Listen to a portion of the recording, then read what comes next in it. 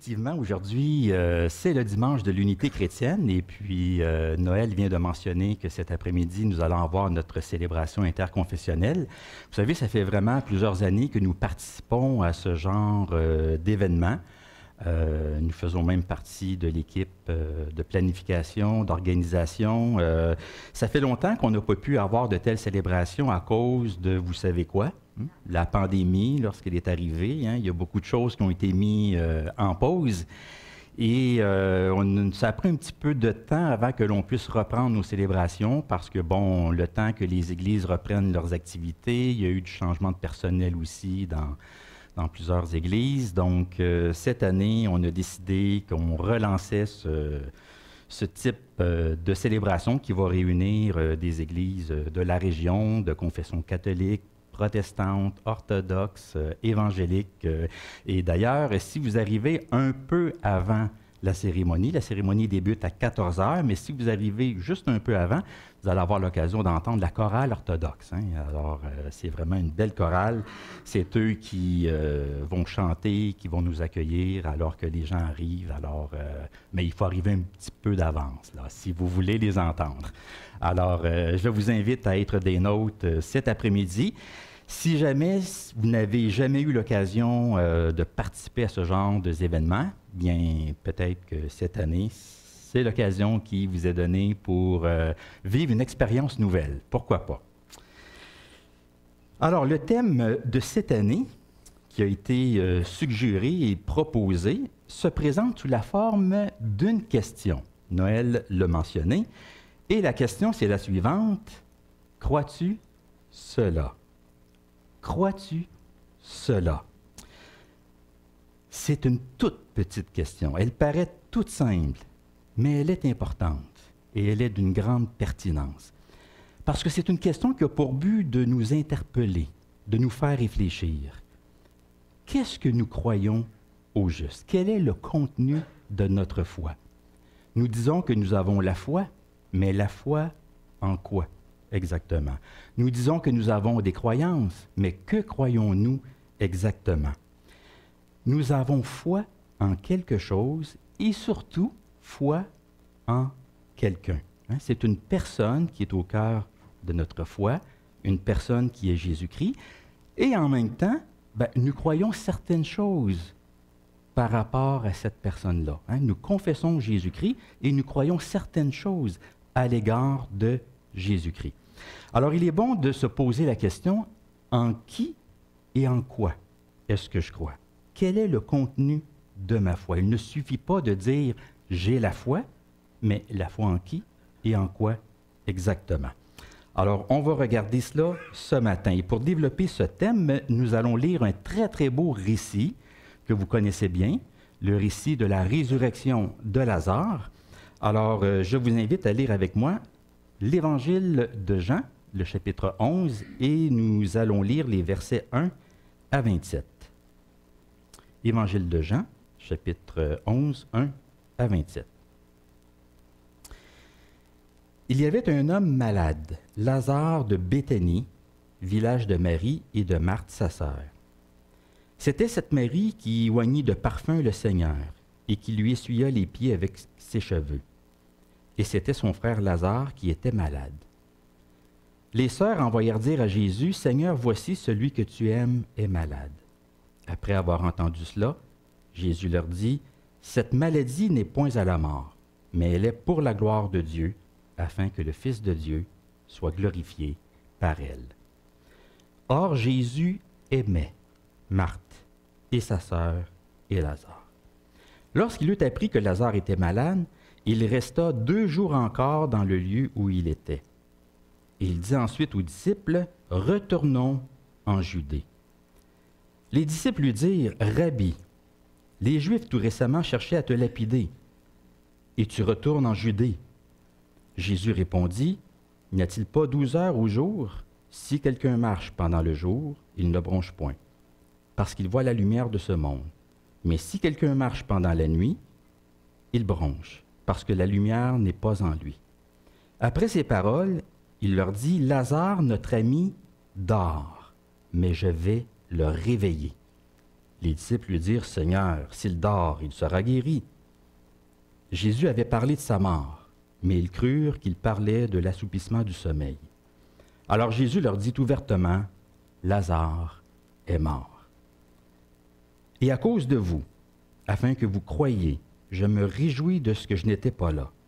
Mais allons vers lui. » Sur ce, Thomas, appelé Didyme, dit aux autres disciples, « Allons aussi, afin de mourir avec lui. » Jésus étant arrivé, trouva que Lazare était déjà depuis 4 jours dans le sépulcre.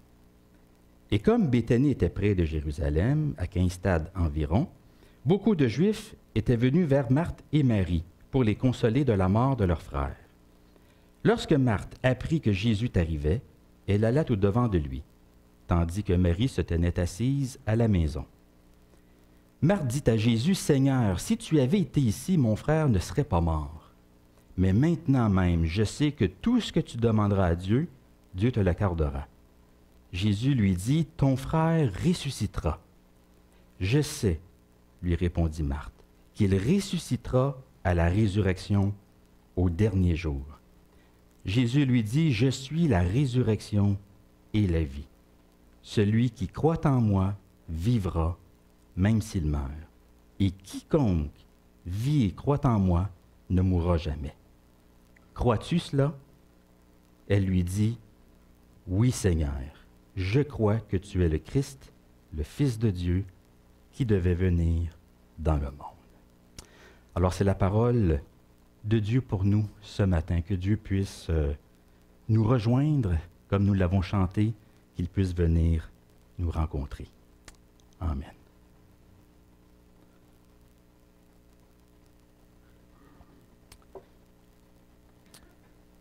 L'unité chrétienne.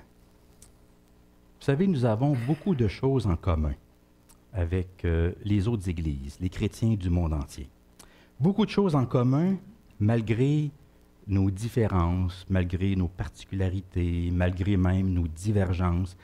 On n'en a pas toujours conscience. Il est peut-être plus facile de voir ce qui nous différencie plutôt que ce qui nous unit, mais nous partageons plusieurs convictions communes avec l'ensemble des autres églises, qu'elles soient catholiques, protestantes ou orthodoxes. Mais c'est surtout la résurrection de Jésus qui est au cœur de notre foi.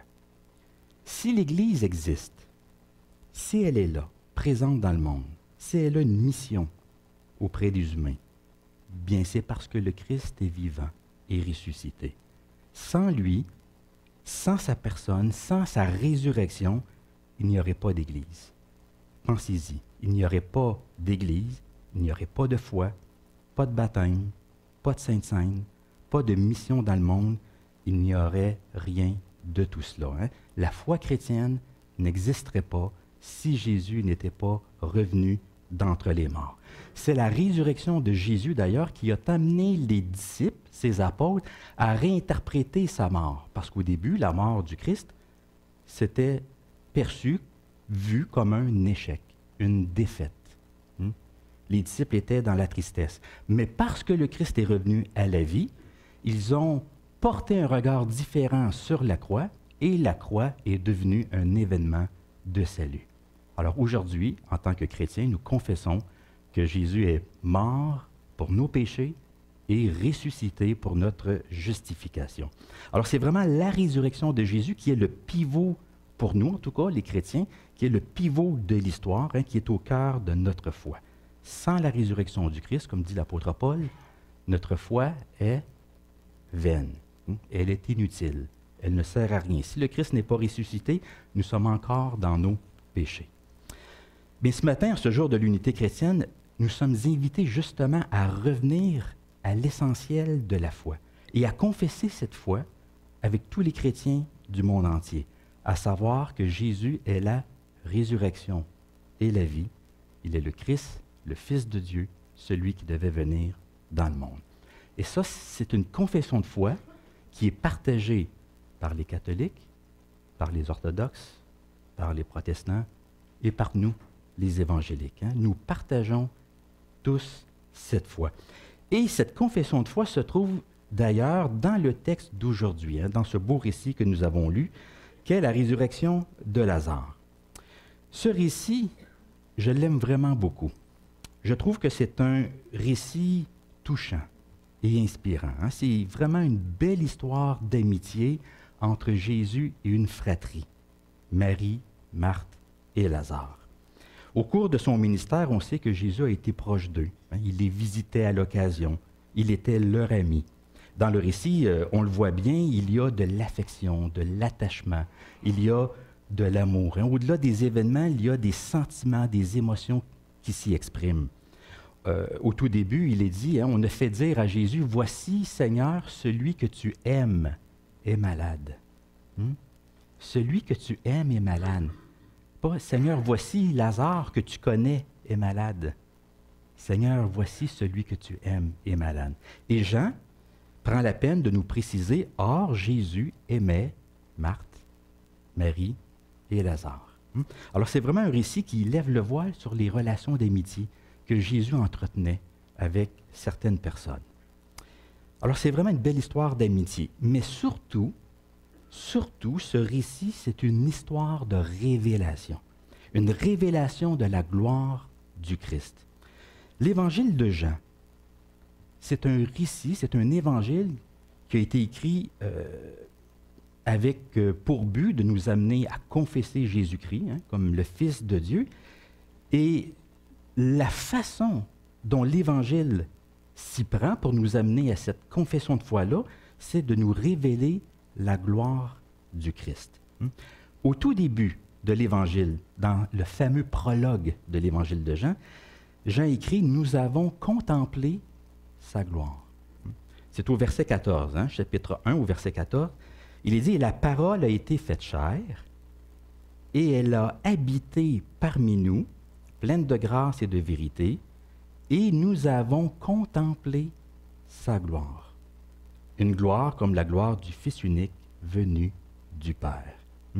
À travers son évangile, Jean nous montre la gloire du Christ. Et pour nous donner un aperçu de cette gloire, Jean nous présente 7 miracles, 7 signes de la part de Jésus que Jésus a accomplis au cours de son ministère. Je vais vous les montrer. Vous les avez ici. 7 signes, c'est-à-dire Jean, lorsqu'il parle des miracles du Christ, il les appelle des signes, c'est-à-dire que ce sont des miracles révélateurs. Ce sont des miracles qui ont pour but de pointer vers une réalité spirituelle.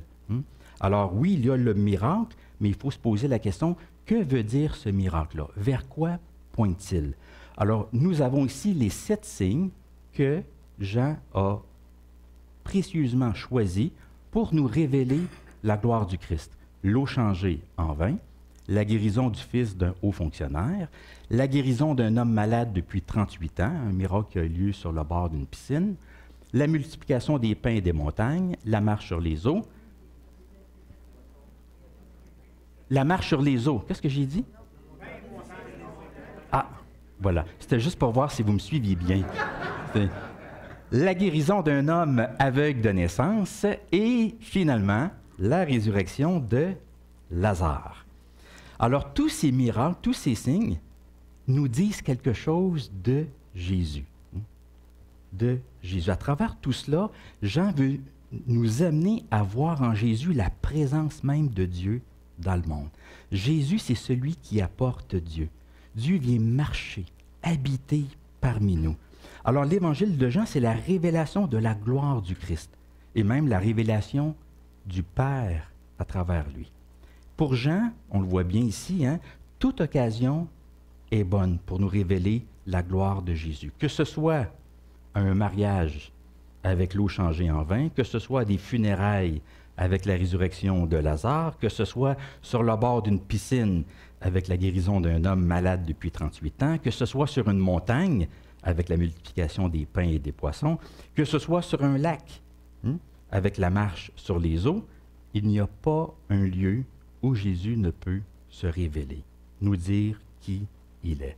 L'Évangile de Jean, c'est la révélation de la gloire du Christ. Alors oui, ce récit que nous avons ici, c'est une belle histoire d'amitié, mais c'est bien plus que cela. C'est une histoire de révélation. le Christ se révèle. Il révèle sa gloire. Il le révèle par ce qu'il dit et par ce qu'il fait. Ces deux éléments sont importants. Il y a ce que Jésus dit et ce que Jésus fait. Il y a la parole et l'actualisation de cette parole. Jésus va d'abord dire quelque chose et ensuite il va démontrer ce qu'il vient juste de dire, la parole et l'actualisation de cette parole.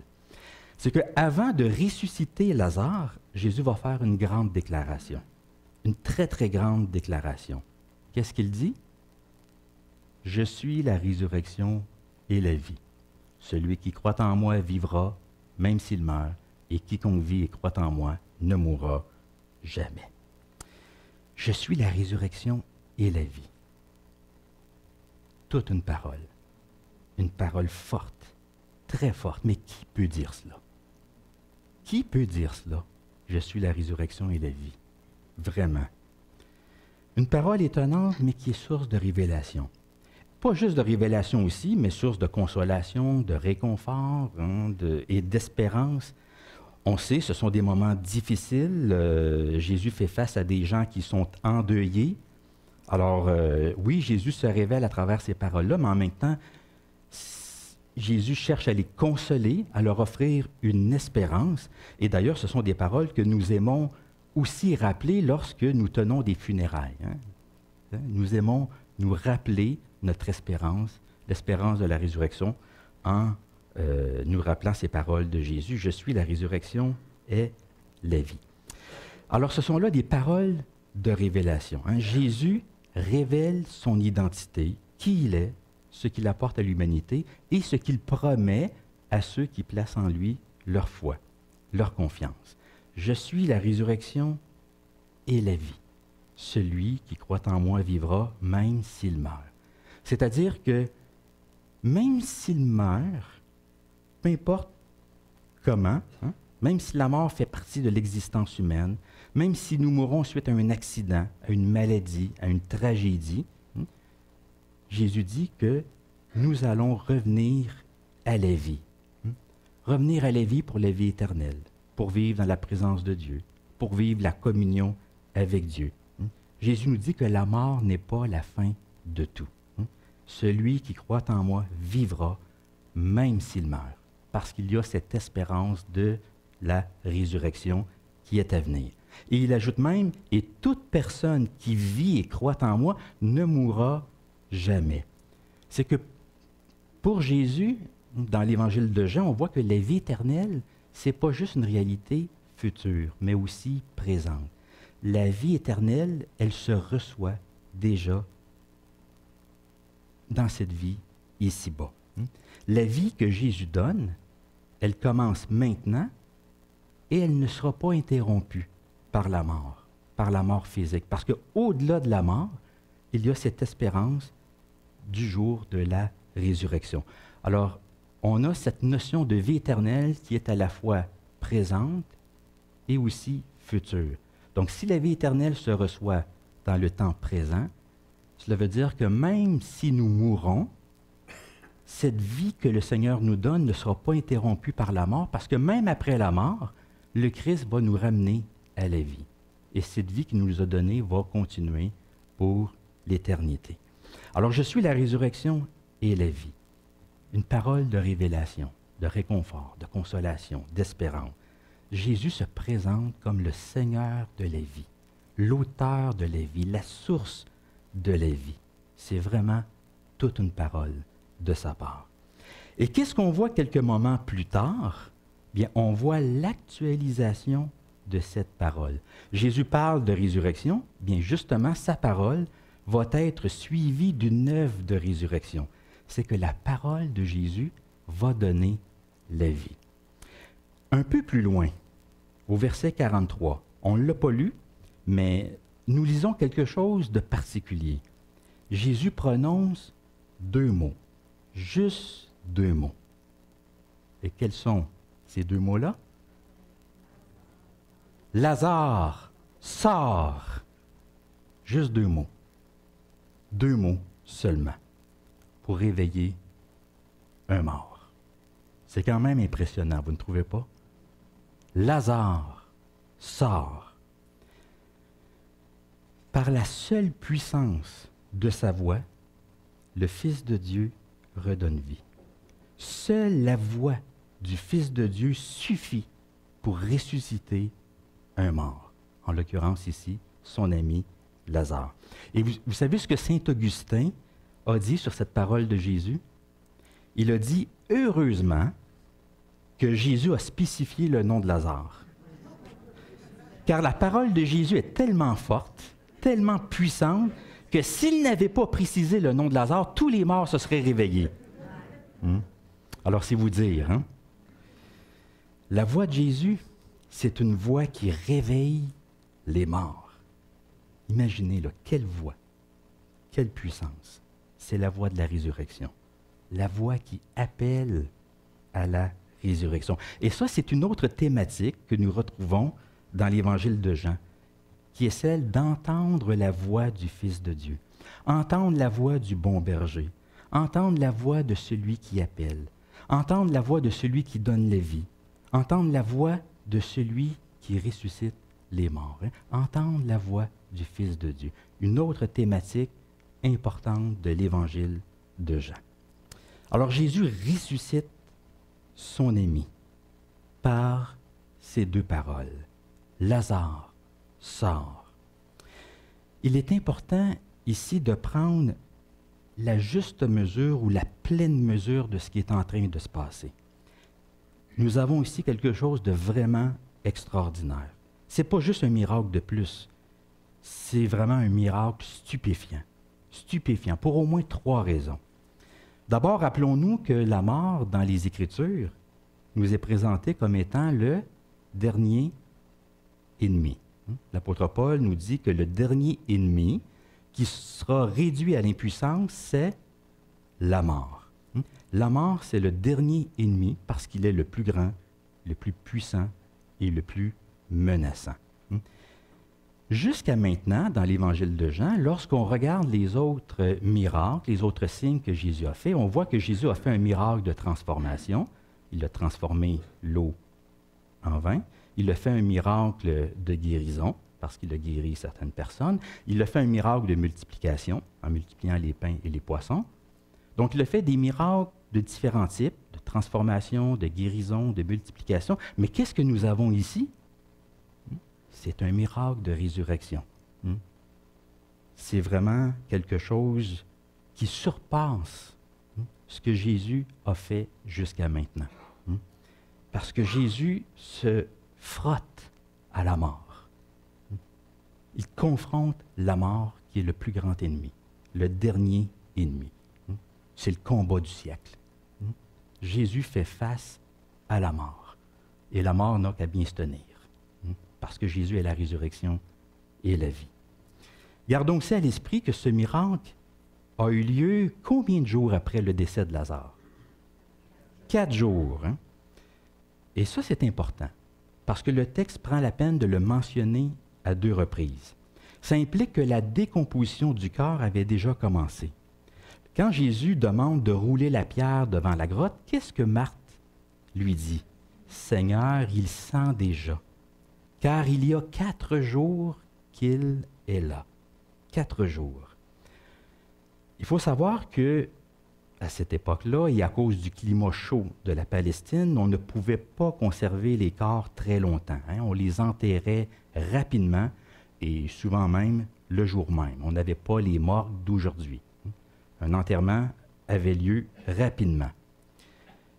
Mais pour Jésus, ressusciter un mort, même 4 jours après son décès, ce n'est pas quelque chose d'impossible. Ce n'est quand même pas un corps en décomposition qui va mettre en échec la voix du Fils de Dieu, qui va mettre en échec cette voix qui appelle à la résurrection. Et finalement, il faut savoir qu'il y avait une croyance à cette époque qui circulait. Ça faisait partie de la piété populaire. Hein. Vous savez, parfois, il y a ce qu'on appelle les croyances officielles et la piété populaire. Hein. Parfois, il circule différentes choses dans les églises, mais ça fait partie de la piété populaire. Ce n'est pas nécessairement des choses qui sont enseignées par les églises. Mais il y avait une croyance qui circulait à cette époque-là concernant l'esprit des défunts. C'est qu'on croyait que l'esprit de la personne, une fois décédée, demeurait tout près de son corps pendant 3 jours et qu'elle cherchait à y retourner. Après le 3e jour, l'esprit de la personne était parti pour de bon, pour aller dans ce qu'on appelait le séjour des morts. Ça faisait partie donc des croyances de l'époque, de la piété populaire. Et c'est la raison pour laquelle souvent les personnes endeuillées allaient au tombeau pendant les 3 premiers jours, parce qu'on croyait que l'esprit du défunt, de la personne décédée, était encore présent et non pas parti dans le séjour des morts. Or, le texte nous dit que Jésus arrive au tombeau, combien de jours? 4 jours après le décès de Lazare. Donc, ça veut dire que selon la croyance de l'époque, l'esprit de Lazare n'était plus là. Il n'était plus là. Il était parti dans le séjour des morts.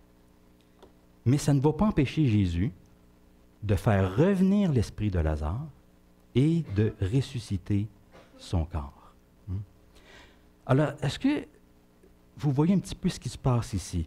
On est vraiment au-delà de l'imaginable. Ce que Jésus fait, c'est vraiment impressionnant. Il confronte le plus grand ennemi de l'homme, qui est la mort. Il ressuscite un corps dont la décomposition a déjà commencé. Et il ressuscite un homme dont l'esprit n'était plus là autour du tombeau. Alors, c'est vraiment un miracle stupéfiant, un miracle vraiment étonnant. Donc Jésus prononce une parole, « Je suis la résurrection et la vie », et ensuite, il passe aux actes. Il actualise sa parole. Sa déclaration devient réalité. La gloire de Jésus se révèle à la fois par la parole et par le geste. Il y a ce que Jésus dit et ce que Jésus fait. Alors finalement, c'est un récit qui est plein de vie. C'est un récit qui commence par la mort, mais c'est un récit qui est plein de vie dedans. Jésus a dit, au tout début, il a dit, « Cette maladie n'est point à la mort, mais elle est pour la gloire de Dieu, afin que le Fils de Dieu soit glorifié par elle. » Vous voyez, c'est un récit de révélation de la gloire du Christ. Jésus est le Seigneur de la vie, l'auteur de la vie, la source de la vie. Maintenant, vous avez peut-être remarqué que j'ai passé par-dessus quelque chose d'important. C'est que entre la parole de Jésus, « Je suis la résurrection et la vie », et l'actualisation de cette parole, qui est la résurrection de Lazare, il y a quelque chose. Il y a une question. Une question que Jésus pose à Marthe. Une toute petite question.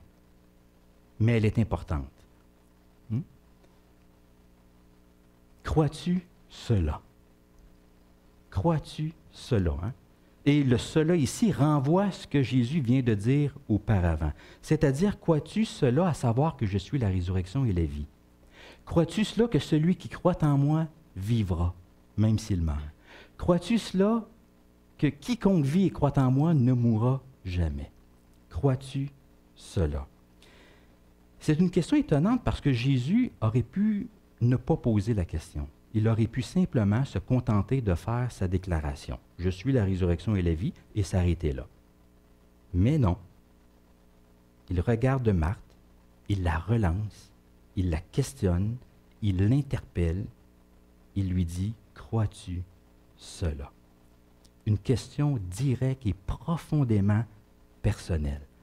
Alors Marthe, elle entend cette question et une occasion lui est donnée d'exprimer, de confesser sa foi, de l'exprimer ouvertement et non pas juste dans son cœur, de l'exprimer verbalement et non pas juste mentalement.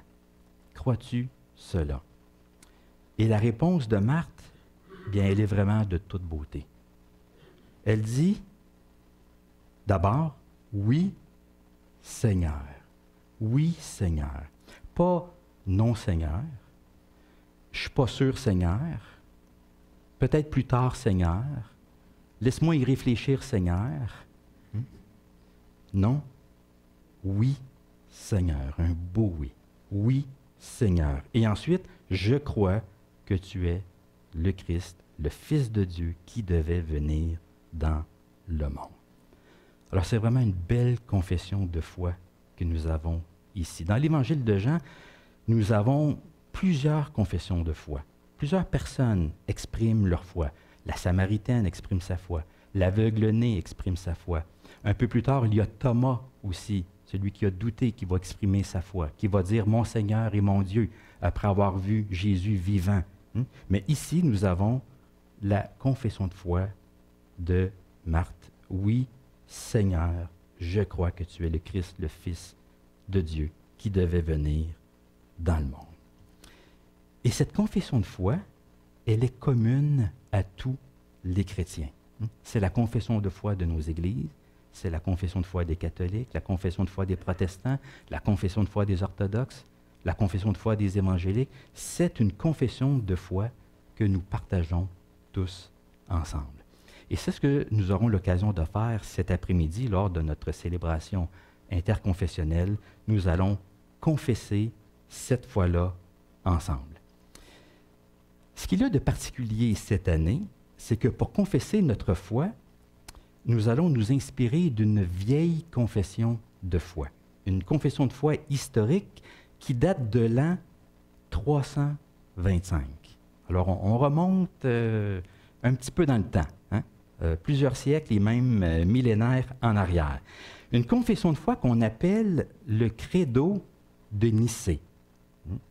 Le Credo de Nicée. Alors, peut-être que vous allez me poser la question, mais qu'est-ce que c'est que ça, le Credo de Nicée? Est-ce que ça vous dit quelque chose? Certaines personnes en ont peut-être déjà entendu. Je vois quelques petits hochements de tête. Qu'est-ce que c'est que le Credo de Nicée? Bien, oui, ça se rapproche. Oui, en fait, c'est basé sur le « je crois en Dieu ». Oui. Alors, c'est une confession de foi qui est commune à tous les chrétiens et elle est le fruit d'un grand rassemblement en l'an 325 qu'on appelle le Concile de Nicée. Nicée, c'est une ancienne ville de l'Asie mineure qui équivaut à peu près à la Turquie actuelle. On sait que dans l'histoire de l'Église, il y a eu plusieurs conciles. Des conciles, ce sont de grandes assemblées qui avaient pour but de discuter de plusieurs questions d'ordre théologique. Il y avait des points de doctrine par moment qui faisaient débat.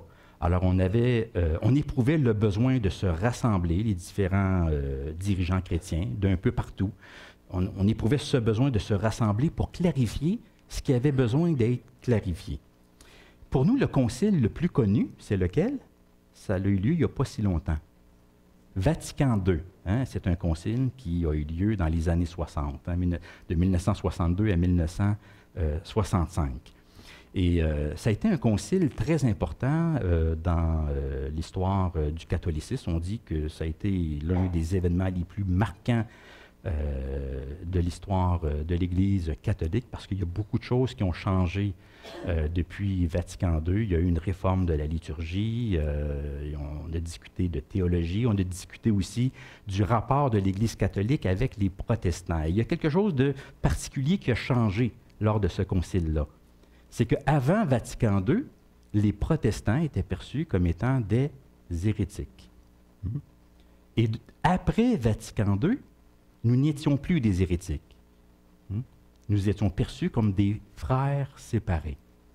Séparés, oui, parce que nous ne faisons pas partie de l'Église catholique, sous la juridiction du pape, mais quand même, nous sommes des frères et des sœurs, donc nous partageons quand même une foi commune dans le Christ.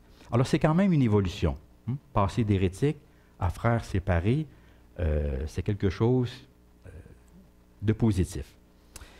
Donc ça a été le dernier concile qu'il y a eu. Mais le premier concile, un concile qui est reconnu par l'ensemble des églises, pas juste par l'Église catholique, mais par les protestants et les orthodoxes, c'est celui qu'on appelle le concile de Nicée. Et le texte final de ce concile-là est devenu une confession de foi. Un peu plus tard, cette confession de foi de Nicée a été enrichie, a été complétée par un autre concile en l'an 381 qu'on appelle le concile de Constantinople. Alors, le credo de Nicée, on l'appelle aussi le credo de Nicée-Constantinople. Bon, maintenant, vous voulez sans doute savoir quelle est cette confession de foi, n'est-ce pas? Alors, je vais vous la lire. Vous l'avez ici. Nous croyons en un seul Dieu, le Père Tout-Puissant, Créateur du ciel et de la terre, de l'univers visible et invisible. Nous croyons en un seul Seigneur Jésus-Christ, le Fils unique de Dieu, né du Père avant tous les siècles.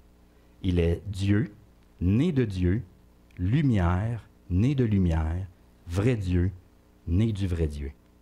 Engendré, non pas créé, consubstantiel au Père, et par lui tout a été fait. Pour nous les hommes et pour notre salut, il descendit du ciel. Par l'Esprit Saint, il a pris chair de la Vierge Marie et s'est fait homme. Crucifié pour nous sous Ponce Pilate, il souffrit sa passion et fut mis au tombeau. Il ressuscita le troisième jour, conformément aux Écritures, et il monta au ciel. Il est assis à la droite du Père. Il reviendra dans la gloire pour juger les vivants et les morts, et son règne n'aura pas de fin. Nous croyons en l'Esprit Saint, qui est Seigneur et qui donne la vie. Il procède du Père. Avec le Père et le Fils, il reçoit même adoration et même gloire. Il a parlé par les prophètes. Nous croyons en l'Église, une, sainte, universelle et apostolique. Nous reconnaissons un seul baptême pour le pardon des péchés. Nous attendons la résurrection des morts et la vie du monde à venir. Amen. Alors voilà la confession de foi de Nicée-Constantinople. Est-ce que ce credo vous rappelle quelque chose? Et là, je reviens à ce que Richard vient de mentionner. Il vous rappelle peut-être une autre confession de foi, prière, que les catholiques appellent le « Je crois en Dieu », mais qu'on appelle en réalité le symbole des apôtres. Le symbole des apôtres. On a parfois tendance à penser que c'est une prière catholique. Et c'est peut-être pour ça qu'on n'a pas tendance à la réciter dans les églises évangéliques francophones, parce qu'on l'associe beaucoup au catholicisme. Vous savez que les églises évangéliques du Québec ont été très, très, très réactionnaires par rapport au catholicisme. On était hésitant à réciter le Notre Père, on était hésitant à mettre une croix. Ça a pris du temps avant qu'on puisse mettre une croix ici. Le symbole des apôtres, on n'a pas tendance à le réciter parce qu'on l'associe au catholicisme. Alors, on a été très, très, très réactionnaires et je trouve que c'est un peu malheureux parce que ce sont des choses qui étaient très, très belles, très, très bonnes, parce que ça fait partie de l'histoire de l'Église, de l'histoire des premiers siècles. Et on l'appelle le symbole des apôtres parce que ça n'a pas été rédigé par les apôtres comme tel, mais ça a été, dès les premiers siècles, ça a été reconnu comme étant un résumé fidèle de l'enseignement des apôtres. C'est le symbole des apôtres. Les premières traces de cela remontent à peu près au 2e siècle. Maintenant, vous connaissez cette prière. Je crois en Dieu, le Père Tout-Puissant, Créateur du ciel et de la terre, et en Jésus-Christ, son Fils unique, notre Seigneur, qui a été conçu du Saint-Esprit, est né de la Vierge Marie, a souffert sous Ponce Pilate, a été crucifié, est mort et a été enseveli, est descendu aux enfers, le 3e jour est ressuscité des morts, est monté aux cieux, est assis à la droite de Dieu, le Père Tout-Puissant, d'où il viendra juger les vivants et les morts. Je crois en l'Esprit Saint, en la Sainte Église universelle, à la communion des saints, à la rémission des péchés, à la résurrection de la chair, à la vie éternelle. Amen. Est-ce que vous voyez la ressemblance avec le credo de Nicée-Constantinople? Oui, il y en a une ressemblance parce que le credo de Nicée, c'est un développement du symbole des apôtres. Il apporte des précisions, des clarifications. Il y avait, comme je vous disais, des questions théologiques qui étaient débattues. Alors, le symbole des apôtres a été amplifié. Il est plus précis. Il apporte des clarifications qu'on ne retrouve pas dans le symbole des apôtres. Alors, il y a vraiment beaucoup de ressemblances entre ces deux confessions de foi. Mais il y a quand même une différence. Je ne sais pas si vous l'avez remarqué. Le credo de Nicée il est rédigé au pluriel. Nous croyons, nous reconnaissons, nous attendons, alors que le symbole des apôtres est au singulier. Je crois en Dieu le Père, je crois en Jésus-Christ, son Fils unique, je crois en l'Esprit Saint. L'un est au pluriel, l'autre est au singulier. Et si c'est le cas, bien, on pense que c'est parce que dans l'histoire, dans les premiers siècles, le symbole des apôtres a été utilisé comme profession de foi au moment du baptême. C'est que le baptisé récitait cette confession de foi-là parce que ça marquait son adhésion personnelle à la foi de l'Église, à la foi chrétienne. Alors, le concile de Nicée est perçu comme étant une expression de foi communautaire, alors que le symbole des apôtres, c'est l'adhésion personnelle du baptisé à la foi de l'Église. Il y a la foi de l'Église et le baptisé qui adhère à cette foi-là. Alors, ce sont deux belles confessions de foi de l'Église des premiers siècles. Alors aujourd'hui, cet après-midi, nous allons confesser notre foi ensemble en nous inspirant du credo de Nicée-Constantinople. Nous allons le réciter cet après-midi avec les autres églises qui vont être présentes. Et si c'est le cas, peut-être que vous allez me poser la question, pourquoi remettre à l'honneur cette confession de foi-là qui date de l'an 325? Bien, parce que cette année, en 2025, c'est le 1700e anniversaire du Concile de Nicée. C'est une confession de foi qui a été écrite il y a 1700 ans. Donc, c'est une belle occasion de nous rappeler ce credo qui est commun à l'ensemble des églises, et ce sera aussi pour nous une façon de partager la confession de foi de Marthe, qui est de dire « Oui Seigneur, je crois que tu es le Fils de Dieu, celui qui devait venir dans le monde. » Amen. Amen. Alors, je vous invite à vous lever et j'aimerais vous proposer quelque chose.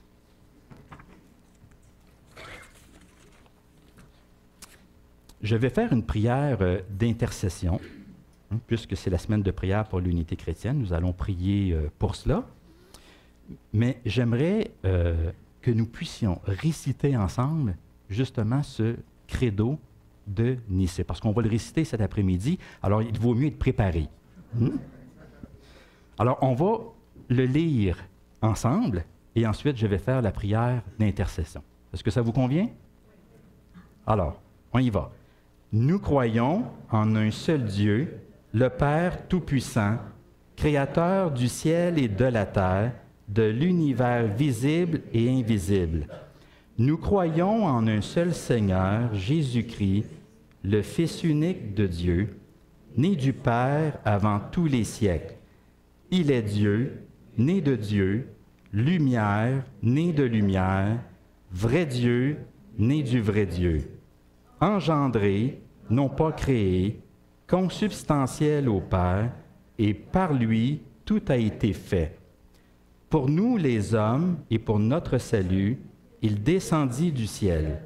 Par l'Esprit Saint, il a pris chair de la Vierge Marie et s'est fait homme. Crucifié pour nous sous Ponce Pilate, il souffrit sa passion et fut mis au tombeau. Il ressuscita le troisième jour, conformément aux Écritures, et il monta au ciel. Il est assis à la droite du Père. Il reviendra dans la gloire pour juger les vivants et les morts, et son règne n'aura pas de fin. Nous croyons en l'Esprit Saint, qui est Seigneur et qui donne la vie. Il procède du Père. Avec le Père et le Fils, il reçoit même adoration et même gloire. Il a parlé par les prophètes. Nous croyons en l'Église, une, sainte, universelle et apostolique. Nous reconnaissons un seul baptême pour le pardon des péchés. Nous attendons la résurrection des morts et la vie du monde à venir. Amen. Seigneur notre Père, ce matin, nous voulons nous associer à tous les chrétiens du monde entier, à tous ceux et celles qui se réclament de toi, de ton nom. Ensemble, nous formons une famille, une grande famille.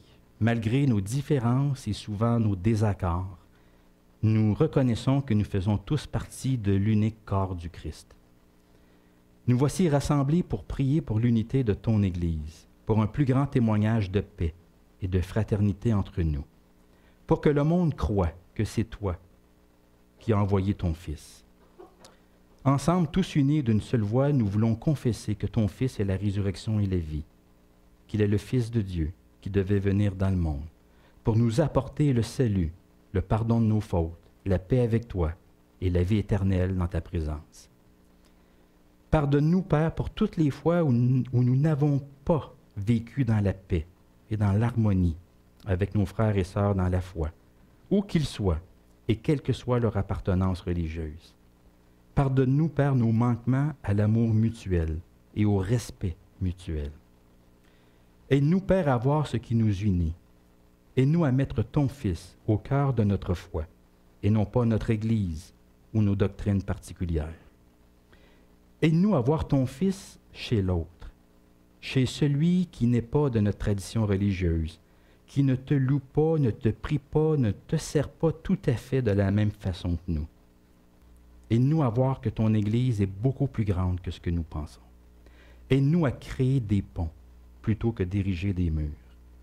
Aide-nous à voir que le Christ n'a qu'une seule Église, une Église universelle composée de tous ceux et celles qui professent son nom comme Seigneur et Sauveur et qui vivent selon ses enseignements. Père, entends notre prière, toi qui règnes et qui vis au siècle des siècles, en Jésus-Christ et dans l'unité du Saint-Esprit. Amen.